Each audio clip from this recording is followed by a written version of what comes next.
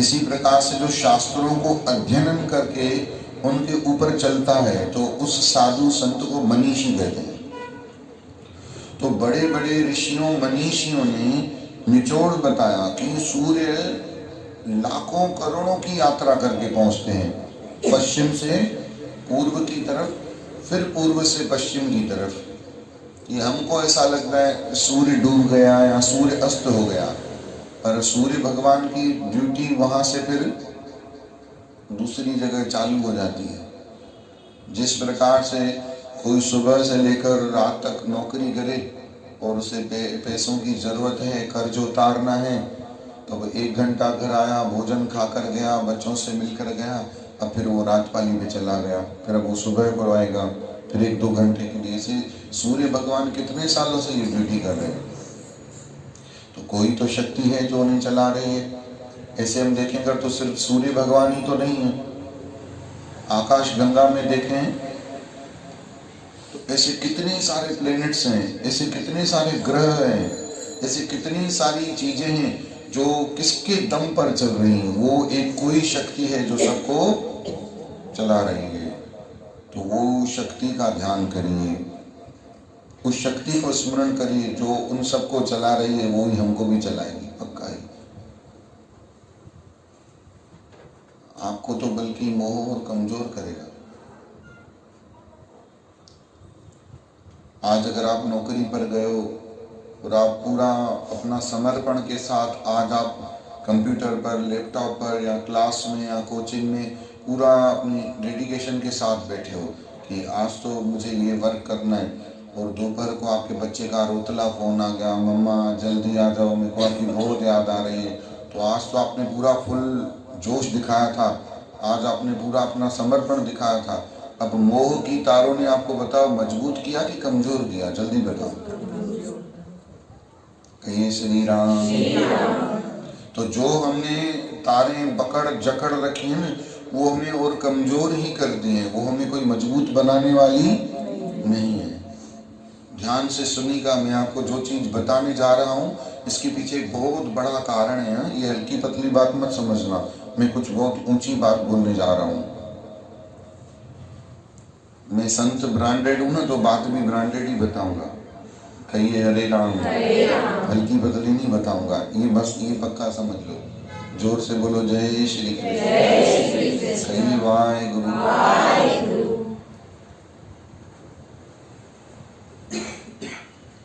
एक वकील इतना मजबूत था, वकालत आप पढ़ लो तो इससे जीत जाओगे ये जरूरी नहीं है। कहाँ पर वो बहस करने की गेप के बीच में अपनी बाजी डाल देनी है, वो आना बहुत जरूरी है। किसी किसी लोगों को ये चीज कुदरत की तरफ से दी हुई होती है, पर वो वकील है कि नहीं ये अलग बात है। पढ़ा हुआ होना और कड़ा हुआ होना दोनों में बहुत बड़ा फर्क होता है। हमारे द्वारकापुरी में एक टीथ मेकर रहते हैं, दांत बनाते हैं।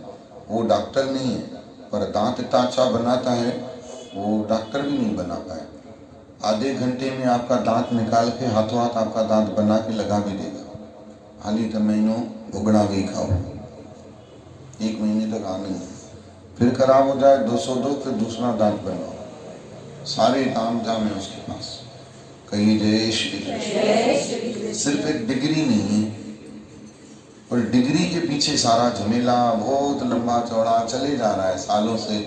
हमारे भारतवर्ष में न जाने क्या एक ये पद्धति बनी हुई है, डिग्री नहीं है तो आप कुछ हो ही नहीं, आपकी वैल्यू ही नहीं है।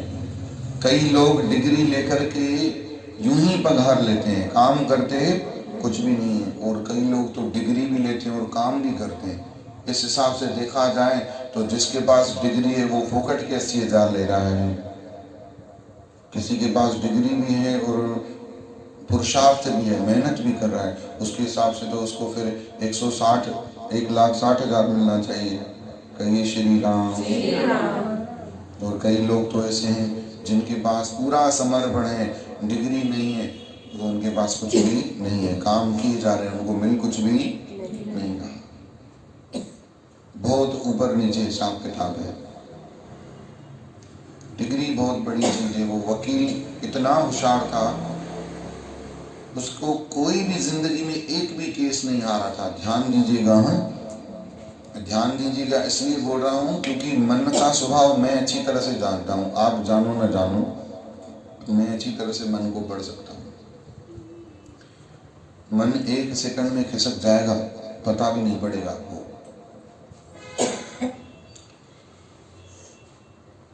अब एक वकील ने संकल्प लिया कि इसको मैं हराऊंगा, मुझे मेरे पास कोई केस आए तो एक मजबूर लाचार आया। अब ये वकील ने ऑफर दे रखा था, इसको हराने के लिए मैं फ्री में इसके अगेंस्ट जाऊंगा, तो उसके पास पैसा भी नहीं था। वो पहुंच गया तो बोले तुम तो केस पक्का जीतोगे, मुझे तुम्हारे जीतने की खुशी नहीं है, इसको हराने की खुशी ज़्यादा है, इसलिए मैं अपना पूरा समर्पण दूंगा। तो उसने स्टडी कर रखी थी कि इस वकील का नेचर क्या है। वो जाता था कोर्ट में बैठता था, तो जो वकील हमेशा जीतता था उसकी बॉडी लैंग्वेज, उसके तर्क, उसकी शैली, उसका उठना बैठना, उसका स्वभाव, वो बहुत अच्छी तरह से ऑब्जर्व करता था। अब करते करते ये समझ चुका था कि जब छोटा सा केस आया तो झट से उस वकील को हरा दिया, झट से, देरी नहीं लगी। तो वकील को बड़ा धक्का लगा कि आज तक मैंने जीवन में एक भी केस हारा नहीं था, ये आया और मेरे को हरा दिया। तो बड़ा गुमसुम चुपचाप बैठा था, तो ये आकर के इसमें पाँव पड़े, बोले आप मेरे गुरु हो। तो बोले हमको हरा दिया तुमने। तो बोले बहुत सरल था आपको हराना।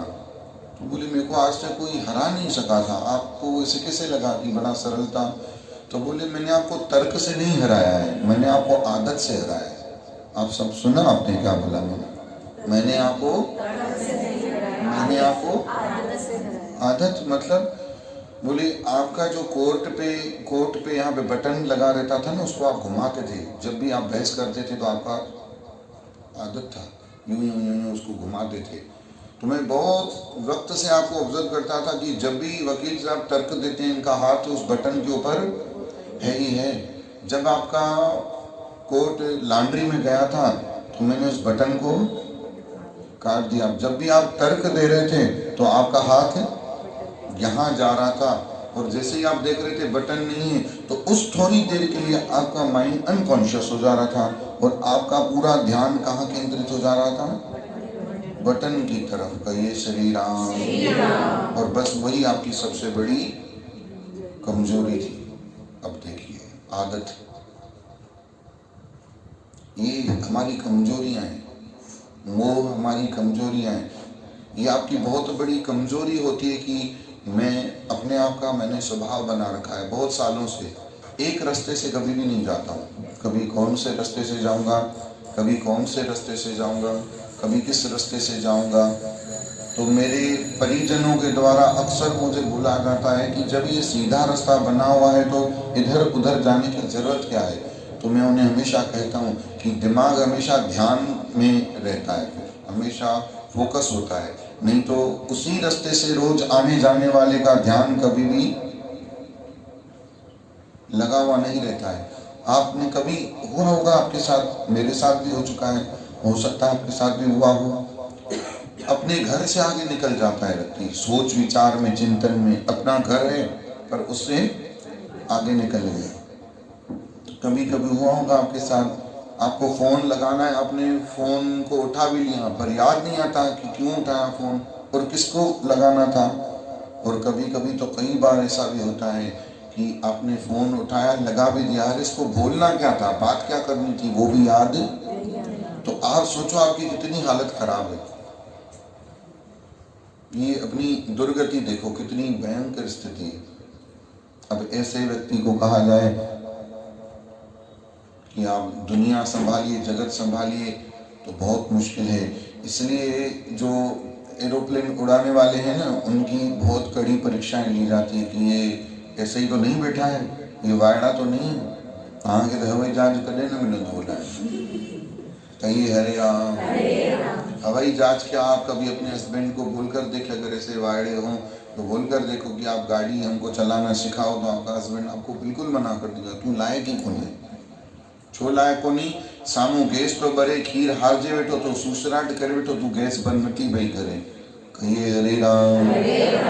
ये बहुत गहरा अध्ययन है। इसके ऊपर मैंने बहुत वर्क किया है, बहुत काम किया है सब्जेक्ट के ऊपर, और वो आप लोगों को बताने के लिए नहीं किया है, वो मैंने खुद के लिए किया है। ये मेरा खुद का अध्ययन खुद के लिए है। ये अपना अनुभव आपके साथ साझा कर रहा हूँ। साझा इसलिए कर रहा हूँ कि कुछ आपको भी कहते हैं ज्योत से ज्योत जलाते चलो, कहिए श्री राम। ये आपके मन में भी एक ज्योति जले परमात्मा की तरफ। आप सब बहुत अच्छे हो, अपने घर में अपना काम कर रहे हो, हस्बैंड को भोजन खिलाना है, बच्चों का पेट भरना है, बच्चों को पालना है, जिसकी जितनी हस्ती और शक्ति है आप उस अनुसार उससे ज़्यादा ही कर रहे हो। पर इतना कुछ करने के बाद आपको रिटर्न कुछ भी नहीं मिलेगा।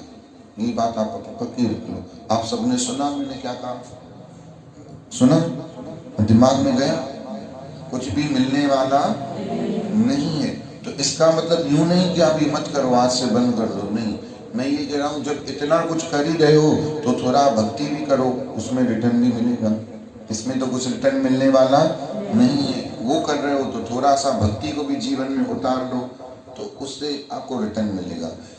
अगर आप सब चाहो तो माया में ही रहकर काम काज कर कर प्रभु की सेवा बना सकते हो, कहिए श्री राम। आप सेवा करते करते घर वालों की भजन कर सकते हो, उनमें ही परमात्मा का रूप दिखा करके, उनमें ही परमात्मा का रूप देख करके सब कुछ कर सकते हो, सब कुछ, कहिए श्री राम। वहां पर हमको प्रेम रखना है, मोह नहीं रखना है। आप सबने सुना हमने क्या कहा? क्या रखना है? प्रेम रखना है, मोह नहीं रखना है। प्रेम आजादी देता है और मोह बंधन देता है। ये भी बोल दो एक बार, क्या कहा? प्रेम आजादी देता है, मोह बंधन देता है। अगर आप किसी से इतना प्रेम करते हो, अटूट प्रेम करते हो, तो आप उसको कभी जकड़ोगे नहीं, आप उसको कभी पकड़ोगे नहीं। व्यक्ति जो जिससे आप प्रेम करते हो वो जिस चीज में खुश होगा वो उसे करने दोगे। प्रेम ये चीज होती है। ठाकुर जी सबसे विदाई ले चुके थे कृष्ण भगवान, सबसे। तब सखियों ने कहा राधा जी से बोल के आयो कि अब जा रहे हो मथुरा हमेशा के लिए, कहिए श्री राम। क्योंकि हम तो जितना आप सबसे प्रेम करते हैं, राधा रानी की पराकाष्ठा कई गुना उससे ऊंची है, कई गुना ऊंची। कहिए जय श्री कृष्ण। राधा रानी का प्रेम कौन समझ सकता है भाई? हमारी तो शक्ति बिल्कुल भी नहीं है कि राधा मैया की हम प्रेम की पराकाष्ठा को समझ भी पाए, इतनी तो बुद्धि ही नहीं। तब ठाकुर जी कहा चलो एक बार मिल लेते हैं चल के, कम से कम इतना प्यार करती है उसे बोल के तो जाए कि अब हम हमेशा के लिए जा रहे हैं। वो राधा मैया तो जानी जानन हार थी। राधा रानी को आप कभी भी हल्का पतला मत समझना। कृष्ण भगवान ने जो अपने जीवन में भक्ति करी है, बोलो। तो ये तोते के जैसे एक बार रट तो लिया, पर इसका मतलब समझे आप? किसने भक्ति की है?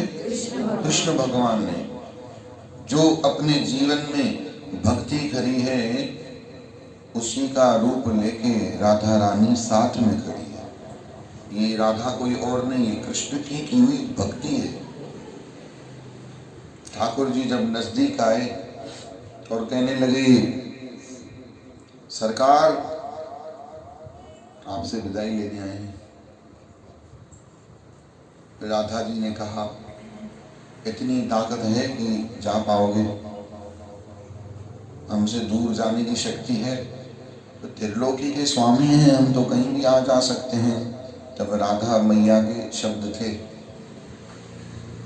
बहां छुड़ावत जात हो निर्बल जान कर मोए। सुना पाऊजा जी? क्या बोली? बाह छुड़ावत जात हो। आपको लगता है कि ये स्त्री है, निर्बल है, बहां छुड़ावत जात हो निर्बल जान कर मोहे। कन्हैया हृदय मां से निकल बताओ तो मर्द मानूंगी तो। मेरे हृदय की जकड़न से निकल के बताओ, तब समझूंगी कि आप मर्द हो। तब ठाकुर जी की गर्दन नीचे हो गई और राधा मैया के आंखों से एक आंसू की बूंद जब टपकी तो ठाकुर जी ने अपने हाथ में ले ली। कहा, राधा आज आंसू निकला है, आगे कभी मत बहाना, क्योंकि प्रलय आ जाएगी, प्रलय आ जाएगी। ये क्योंकि संसार के दुख का आंसू थोड़ी है, ये प्रेम का विरह का आंसू है। हमारे आंसू कभी निकले हैं प्रेम में, कभी आंसू निकले हैं विरह में। असां तो पंहिंजा सूर याद करे गोड़ा पिया निकाला, कहिए हरे राम। भगवान के विरह में कभी भाई विरह भी होगा उसको जिसे प्रेम होगा। यहाँ पर तो प्रेम दूर दूर तक कहीं नामो निशानी नहीं है। कहिए श्री राम। कई लोग हमसे बहस कर देते हैं सत्संग में भी, वो बहस कोई वो बुरा मानने वाली बहस नहीं, वो भी एक उनका प्यार ही है। कल प्रेम नहीं होता तो आए क्या, प्रेम है तभी तो आते हैं ना। कहिए श्री राम। तो ये वही वाला प्रेम है कि माँ बच्चे को खाना खिलाती है इसलिए बच्चे का अटैचमेंट माँ के साथ हो जाता है। तो ये जो प्रेम है वो वाला प्रेम है। पर बिना कुछ चाहिए वो वाला प्रेम हो तो बहुत बड़ी बात है, बहुत बड़ा सुकून है। कुछ न होकर भी सब कुछ होना, दुख में भी भगवान के गुण गाना, सूखी रूखी खाकर भी मालिक को प्रणाम करते रहना, प्रेम करते रहना। हम सबका प्रेम एक अलग किस्म का प्रेम है, हम अलग किस्म के भक्त हैं।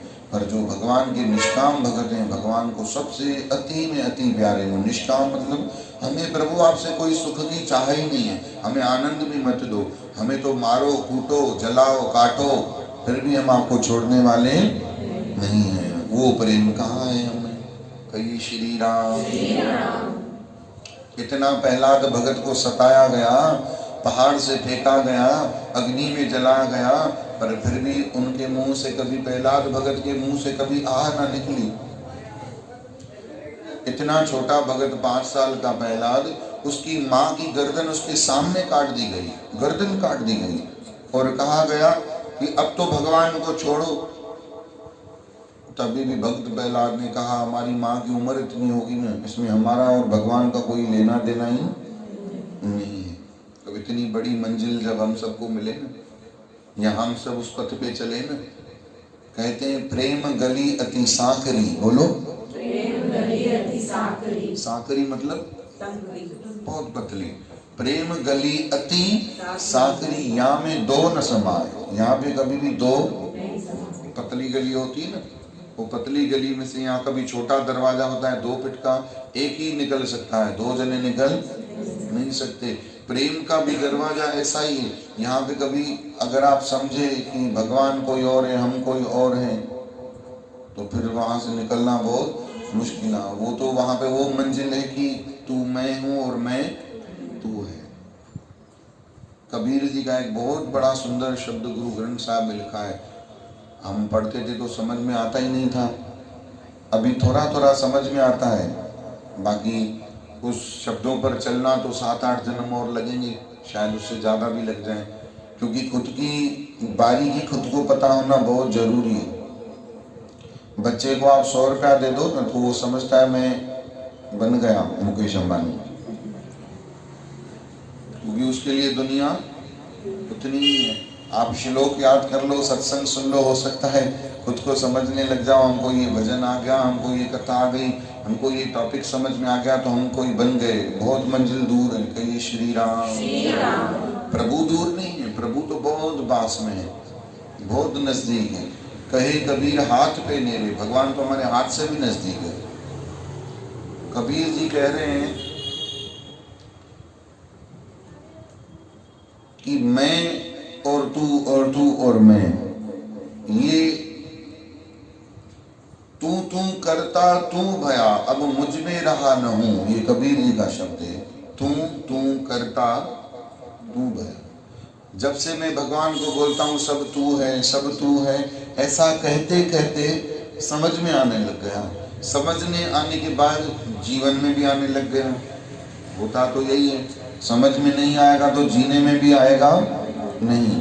तू करता तू भया, अब मुझ में रहा न हूँ। हूँ मतलब मैं, और जब आपा पर मिट गया, अब जब मेरे अंदर से मेरी होने की सत्ता खत्म हो गई तो जित देखा तित तू, अब जहां देखता हूं वहां पर तू ही तू नजर आता है। अब ये मंजिल बहुत ऊंची है। कहिए श्री राम, कहिए हरे राम। एक सज्जन है हमारे, संपत कॉलोनी में रहते हैं। वो धर्म पत्नी उनकी, वो हमेशा भगवान का भजन करती रहती है। एक मंत्र बात भी करती है हमसे, तो वो चलता रहता है, मंत्र ओपनली चलता रहता है, सुनाई देता है बिल्कुल अच्छी तरह से। तो वो उसको पूछो ये बिटिया कहाँ है, तो यूं बोलती है भगवान सोई हुई है। पति को भी भगवान बोलती है, भाई को भी भगवान बोलती है, सबको भगवान बोलती है। कहिए श्री राम, कहिए हरे राम। अच्छा, दिखावे से अगर आप बोलना शुरू कर दोगे ना कल से सबको भगवान, तो वो फर्क हो जाएगा एक, है ना। एक भाव होना और एक भाव दिखाना, दोनों में फर्क है क्या? एक भाव होना और एक भाव। अब दूल्हा पत्नी को लेकर के रिसेप्शन में आ रहा है और गाना चल पड़ा, अजीमो शाम शहनशाह, तो हो गया क्या वो? वो तो बस 2 घंटे का अजीमो शाम शहनशाह है। कल उसको बता पड़ेगी शहनशाह की क्या है। कहिए श्री राम। सिंधी में कहावत है तो कि खबर पवंदे पोहे, जने घर में ईंदे जोए, कॾहिं चवंदे अटो ॻोए, कॾहिं चवंदे चांवर सोए। कहिए जय श्री कृष्ण। तो एक दिखावे का भाव रखना और एक सच्चा भाव होना, इस दोनों में बहुत बड़ा फर्क है। ये भी हम अपना बहुत शुक्राना मानते हैं कि ऐसे भगत लोगों के दर्शन हमको, मुझ जैसे नाचीज को होते रहते हैं, और मैं बड़ा उनको देख करके कृतज्ञ होता हूँ कि चलो बहुत अच्छी बात है प्रभु जी। कहिए श्री राम। वो जिया दीदी भजन गा रही थी तो हमें थोड़ी हंसी भी आ रही थी, पश्चाताप भी हो रहा था। वो बोल रही थी माता रानी का ध्यान धरिए, काम जब भी कोई, ये बात हंसी इस पे आई क्योंकि ये भजन बहुत पुराना है। ये भजन हम तो समझते हैं हमारे जन्म लेने के भी पहले का है। कहिए जय श्री कृष्ण। जो नास्तिक होते हैं ना वो बोलते हैं हम पल पल में माता का ही ध्यान करते हैं। माता रानी का ध्यान करिए, काम जब भी, कितना खर्चा आएगा, ये काम करो, खर्चा कितना आएगा? ये माता का दिन, तो बोले हाँ लक्ष्मी कौन है? माता है ना। कहिए श्री राम। अब जिसकी वृत्ति प्रवृत्ति वहां जुड़ी हुई है तो वो बात ही अलग हो जाती है। पर वो एक शक्ति का ध्यान कीजिए, जिस शक्ति के ऊपर बिना स्तंभ के कोई थंबा नहीं हुई, आकाश कैसे जुड़ा हुआ है समझ में नहीं आता। एक छोटा सा आप प्रमाण लीजिए, अगर आप एक छोटे से पत्थर को चींटी की उंगली पर खड़ा करके देखिए तो ईंट खड़ी नहीं होगी। इतने बड़े विशाल पर्वत, गोवर्धन पर्वत को उठाने के लिए भी भगवान को उंगली का सहारा लेना पड़ा था। और ये भगवान ने इतना बड़ा विशाल नीली छतरी खड़ी की, कहीं स्तंभ कोई दिख ही नहीं रहा, वो किसकी शक्ति से खड़ा है? कोई शक्ति होगी ना। उस शक्ति का ध्यान करो तो देखो आपकी कमजोरियां सारी उसी वक्त खत्म हो जाएगी। तो उस शक्ति का ध्यान सास से लड़ने के लिए नहीं करना, उस शक्ति का ध्यान किसी को नीचा दिखाने के लिए नहीं करना, उस शक्ति का ध्यान अपनी बहू को नीचा दिखाने के लिए नहीं करना, उस शक्ति का ध्यान किसी की बदनामी करने के लिए या किसी का तिरस्कार दिखाने के लिए या पैसे कमाने के लिए नहीं करना, उस शक्ति का ध्यान अपनी शक्ति बढ़ाने के लिए करना। कहिए श्री राम। कि हम कितने अलौकिक हैं, हम क्या हैं, हमारी शक्ति का कोई आर पार है ही नहीं, इतने हम गहरे हो सकते हैं। भगवान ने वही तो याद दिलाया अर्जुन को, अर्जुन तुम क्या कर रहे हो, तुम्हारे हाथ से धनुष कैसे गिर गया, हाथ कांप रहे हैं, अरे तुम गांडी धारी, तुम्हारा निशाना आज तक चूका नहीं। तो अर्जुन ने कहा कि जो निशाना लगाता है अर्जुन का कॉन्शियसनेस वो खत्म हो गई, मोह ने मुझे कमजोर कर दिया। किसने? क्या दिख रहा है मुझे सामने? गुरु। क्या दिख रहा है मुझे सामने? दिख रहा है भीष्म पितामह, मुझे दिख रहे हैं अपने कजिन्स दिख रहे हैं, कोई मारोट रहे हैं, कोई सौट रहे हैं, कोई मासात हैं, इनको मारूं किसके लिए? पैसों के लिए। तब भगवान ने वहां पर भगवान ने अर्जुन को शक्ति याद दिलाई कि ममे वांशो जीव लोके जीव भूत सनातन। यही शब्द गुरु ग्रंथ साहिब में भी लिखा है, मन तू ज्योत स्वरूप है अपना मूल पहचान। और आपको अगर स्मरण हो थोड़ा सा, चलो गीता को गुरु को छू लिया है तो थोड़ा सा रामायण को भी छू लेते हैं। हनुमान जी अपनी शक्तियों को भूल गए थे, ऋषियों ने श्राप दे दिया था, आपको ये तो पता होगा ना। ये तो आप लोग अभी अभी जाने लगे हो, सराफा पे, छप्पन पे, चाट खाने, चौपाटी पे अभी अभी जाने लगे हो। हनुमान जी महाराज तो बचपन में 5 साल की उम्र में ही मंचूरियन का गोला समझ के सूरज को ले लिए मुंह में। बोले अले ये लो, इतनी बढ़िया आलू की टिकिया लाल लाल दिख रही है, अभी खाएंगे। कहिए राम। मुंह में धर के बैठ गए, सूरज को मुंह में ले लिया। इतनी बड़ी बात है भाई, सूरज भगवान को मुंह में ले लिया, जिसको हम देख भी नहीं सकते हैं। अब अगर काला चश्मा लगा के भी जाओ धूप में, अभी गर्मी आएगी तभी भी आपकी आंखें जलेंगी। वो इतने बड़े भयंकर सूर्य को मुंह में ले लिए, कितनी बड़ी बात है। अब मुंह में ले लिए, पूरी चौं दिशों में अंधकार छा गया। ऋषियों ने बोला ये तो बड़ा ताकतवर है, पवन पुत्र है, अंजनी का पुत्र है, किसका तेज है? अरे बोले ये तो शिव अवतार का है, ये शिव अवतारी है, शिव का तेज है इसके अंदर। तो बोले अगर इसको इसकी शक्तियां भुला दी जाएं तो ये ऐसा काम कभी नहीं करेगा। उसको निस्तेज कर दिया, शक्तियां भुला दी गया, वो साधारण वानर बन गया।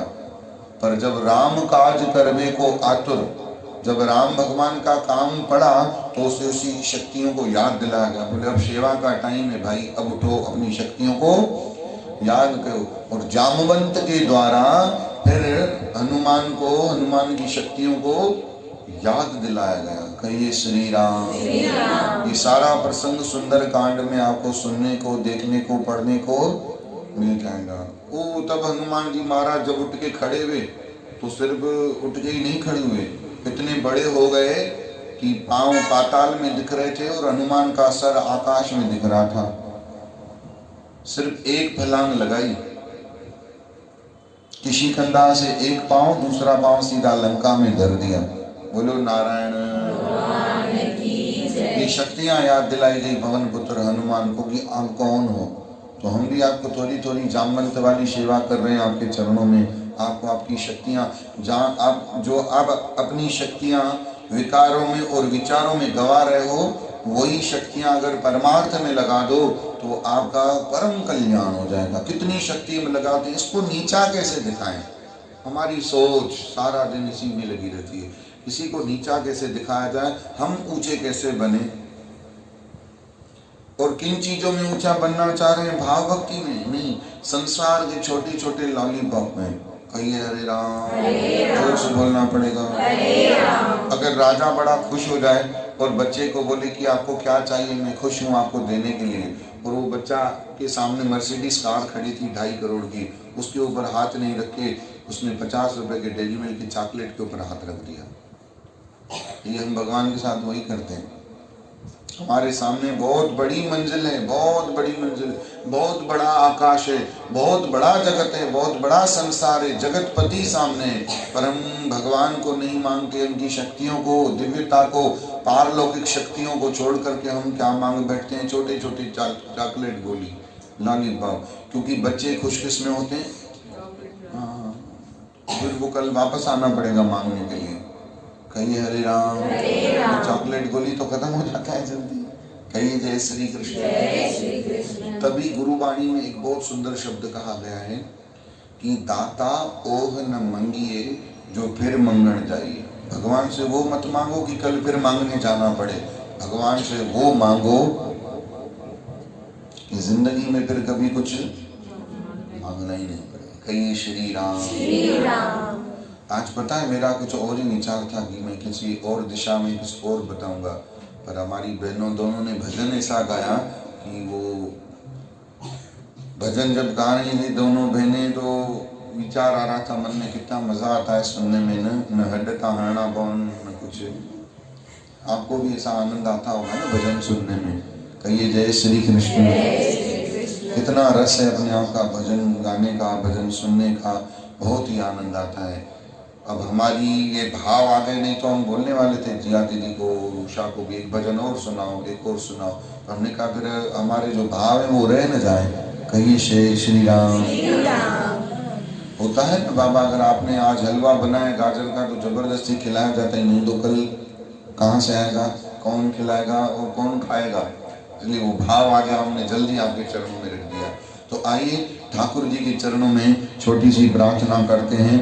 एक भजन है, बहुत अच्छा भजन है। इस भजन में वो सारी चीजें हैं जो जिसकी हम सब अधिकारी हैं। अधिकारी समझते हो, हकदार। हम इन चीजों को डिजर्व करते हैं पर हमारे पास है नहीं। आइए नहीं है तो मांग लेते हैं थोड़ी सी।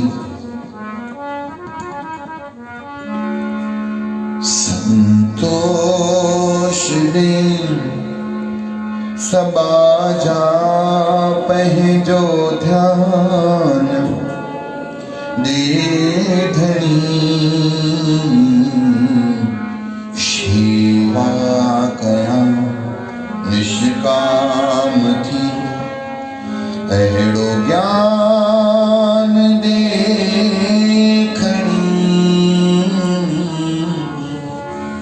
संतोष दे जो प्यार सा मालिक के चरण में वेही करे गुरु का आशीर्वाद वठो। संतोष दे सबाधा जो ध्यान दे धनी, सेवा करा निष्काम थी, अहिड़ो ज्ञान देखणी।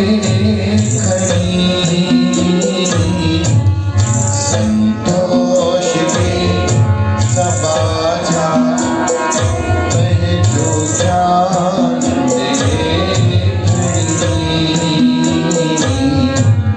सेवा कया निष्काम थी, अहिड़ो ज्ञान देखणी। जो संतोष दे सबाझा पह जो ध्यान देखणी, सेवा कया निष्काम थी, अहिड़ो ज्ञान देखणी। संतोष दे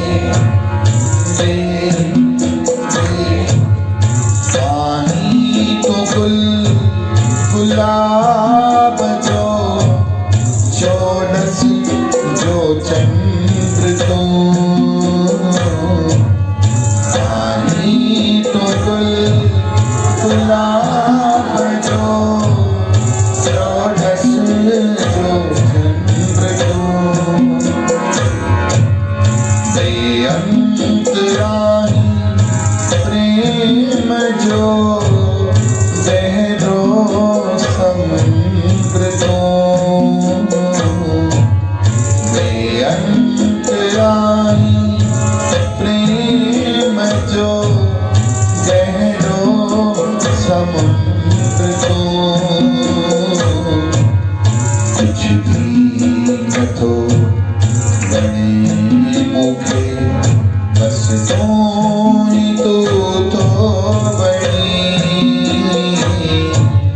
कुछ भी न तो बने मुखे, बस तो बड़ी। संतोष दे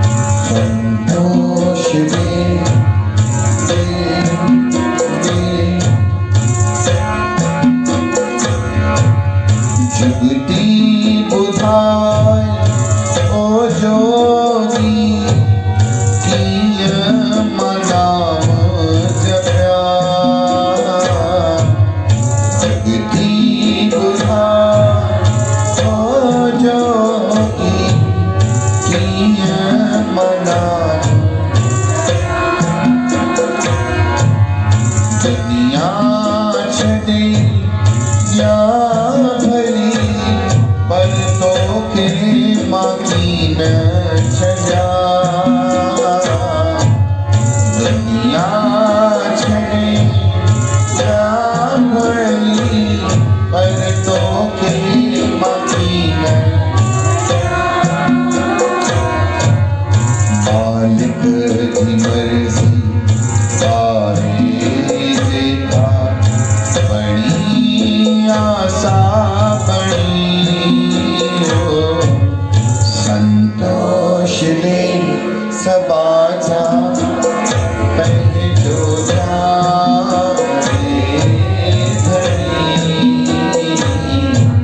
सेवा करा शिकामती पहलो ज्ञान दे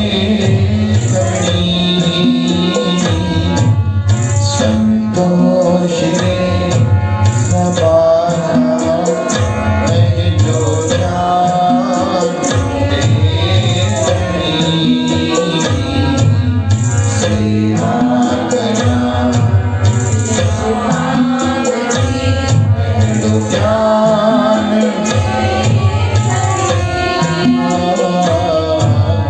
संतोष ले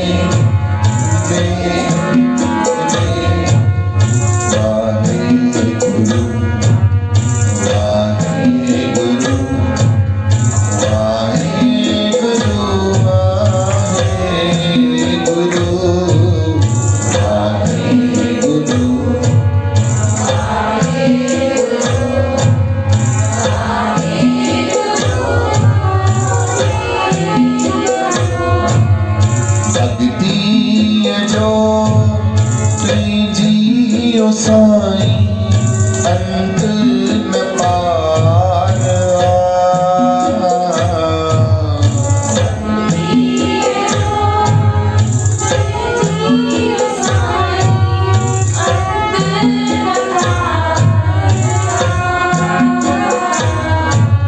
शक्ति जो तेजियो साई अंत न पार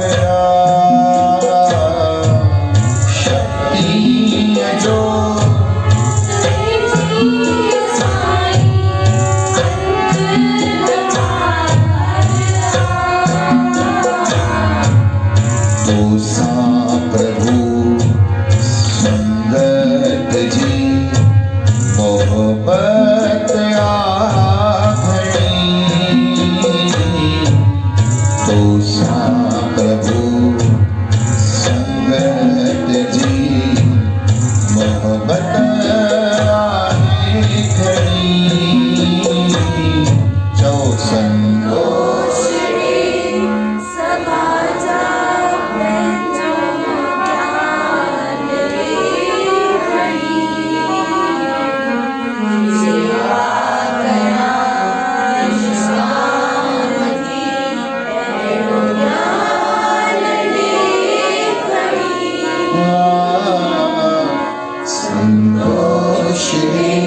सबाजा पहलो ध्यान दे सेवा करा निष्काम की अड़ो लक्ष्मी माता पांव दबा रही नारायण भगवान के और कह रही हे ठाकुर जी इतने शांत कैसे बैठे हो, ये इस बंदे को आप रोज तीनों टाइम खिलाते हो, इसके परिवार को पालते हो, पर ये एक बार भी आपको नमस्कार भी नहीं करता। तो नारायण भगवान बोलते हैं नहीं करता तो मेरा तो कुछ नहीं बिगड़ता, मैं संतोष हूँ। नहीं करता है तो अच्छा, नहीं करता है तो बहुत अच्छा। पहले ही मेरे क्लास में बहुत सारे बच्चे हैं, मैं उनको संभाल ही नहीं पा रही, ये खुद को संभाल रहा है, बड़ी बात है। ये संतोष है, संतोष। ऐसा संतोष हो जीवन में तो मुझे आप बताओ। एक 80 फ्लोर पर होटल से एक बंदा चाय का मग लेकर के खड़ा था, उसने नीचे देखा तो एक फूल वाला बैठा था, उसके आसपास से कई लोग गुजर के जा रहे थे। वो नीचे उतरा, उसको लगा कि इसको जगाना चाहिए। वो आया नीचे और वो फूल वाला यूं हाथ रख के और एक घुटना दूसरे घुटनों पर चढ़ा के मस्ती से बैठा था। बोले भाई तुम पता है तुम कितनी बड़ी 7 स्टार होटल के सामने खड़े हो, तुम्हारे लिए तो ये अपॉर्चुनिटी है। तुमको थोड़ा सा आवाज लगाना चाहिए, तो जो चार ग्राहक ज्यादा आएंगे तो बोले सेठ साहब उससे क्या होगा? अरे क्या होगा, तुम ऐसे रास्ते पर बैठे हो, तुम्हारा शोरूम बन जाएगा। अच्छा, उठ करके बैठ गया, फिर क्या होगा? तो उसकी जिज्ञासा बढ़ गई। तो अरे शोरूम बन जाएगा, तुम्हारी दुकान बड़ी हो जाएगी, 4 लोग खड़े करना, तुम अकेले फूल देते हो, फिर 50 लोग आएंगे तो 5 लोग उसको हैंडल करेंगे, फिर क्या होगा? फिर क्या होगा? अरे तुम धनवान हो जाओगे, अभी तुम देखो साइकिल पर गठड़ियां बांध के आते हो, फिर तुम कार में आओगे। अच्छा, फिर क्या होगा? बढ़िया बंगला बनाना, मस्त उसमें आराम करना। बोले मैं ऑलरेडी पहले वही कर रहा हूँ, इतना वाया घूम के आऊँ राजवाड़े से, उससे पहले ही पड़ा हुआ। कहिए हरे राम। वो एक संतोष, एक सब्र, बिना कुछ किए, बिना कुछ ही लालच के एक संतोष हो जीवन में। इतना संतोष भक्तों को होता है कि रुखी सुखी खाई के कितने हम चिढ़ जाते हैं। आप देखो तो सही अपना स्वभाव, अगर आपके बच्चे ने व्यवस्थित कुछ खाना नहीं खाया, आपकी देरानी या सास ने, आपके पति ने या दादा ने, ससुर ने या बहन ने, आपकी माँ ने उसको अच्छे से नहीं खिलाया, तो कितने हम चिढ़ जाते हैं। ओडी मले जम्बूरी ठही रहे, मेरे बच्चे को ये हेल्दी फूड नहीं खिलाया। कहिए हरे राम। हरे राम। आप ध्यान से सुनिए, खाने हेल्दी देने से कई गुना अच्छा है आप हेल्दी नेचर बच्चों को दो।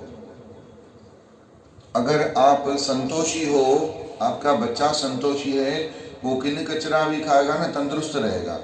अगर आप असंतोषी हो, बड़ा हेल्दी फूड खाओ, घी खाओ, अच्छी अच्छी चीजें खाओ, तभी भी आप अच्छे रहे नहीं पाओगे, क्योंकि आधे से ज्यादा खून तो आपके विचार आपका सुखा देता है। कहिए श्री राम। तो इसलिए जो दिख रहा हो ना आपके सामने, घट रहा हो, उसको घटने दो, उसमें संतोष रखो। इसीलिए अगर टेकल कर पाओ, आप देखोगे कई बार लोग जोर जोर से चाबी घुमाते हैं जबकि उसकी जरूरत होती नहीं। हम सेवादारी को देखते थे शुरू शुरू में, गोल गोल गोल गोल घुमाए जाए, ताला खुले ही ना। हमने कहा थोड़ा हमको दो और हमको देखो, हमारी बॉडी लैंग्वेज देखो हम क्या कर रहे हैं। बिल्कुल सरलता से भी खुल सकता है। तो इतना विचलित होने की जरूरत है नहीं जितना हम हो जाते हैं। इसलिए अगर खुद नहीं कर पाते हो तो यहाँ से मांगो। संतोष ने सबा जा पह जो ध्यान दे धनी, सेवा कर्या निष्कामती, अहिड़ो ज्ञान दे खणी संतोष। अगर नहीं समझ में आए ना, घर में निकल आया करो मंदिर में, इतने अची वही रहना करो, यहाँ पे आकर बैठ जाया करो। जहाँ जो नहीं देख पाओ तो वहाँ पर नहीं समझा पाओ खुद को, फिर यहाँ से नई चेतना लेकर के जाओ, फिर यहाँ से एक अच्छी ताकत लेकर के जाओ, यहाँ से बल लेकर के जाओ। प्रभु परमात्मा आपको बड़ी शक्ति और बड़ी कृपा रहमत से नवाजेंगे। बोलो सद्गुरु नानक। आइए 1 मिनट के लिए सभी भक्त भगवान